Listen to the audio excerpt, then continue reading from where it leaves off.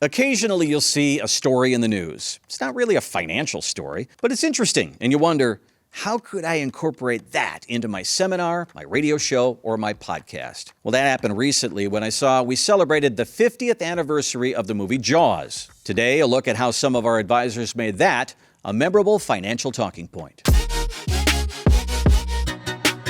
What's the first thing that comes to mind when you think of the movie Jaws? My wife saw that when she was 16, a week before a family vacation to Myrtle Beach. Not a good choice. Most people remember when Roy Scheider saw the shark for the very first time and uttered the line, "You're going to need a bigger boat." So on our radio shows, we pitch the question. When people bring all their financial accounts in, what do you usually see that makes you say, "You're going to need a bigger boat"? We got a lot of good conversation out of that.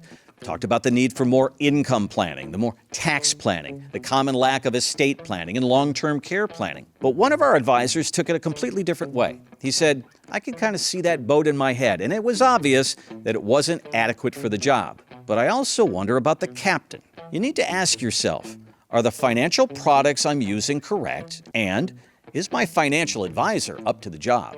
Has your financial advisor been through 2000 and 2008? Have they guided clients through that kind of market trauma?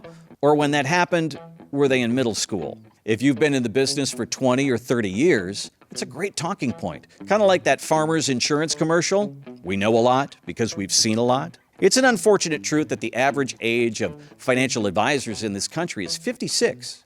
And a common complaint is, my advisor retired, and they put me with this young kid, and he just doesn't get me.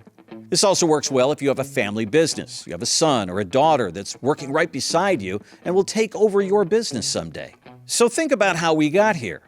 From the anniversary of Jaws to "you're going to need a bigger boat" to "is your financial advisor qualified?" and "does your advisor have a succession plan?" Kind of amazing.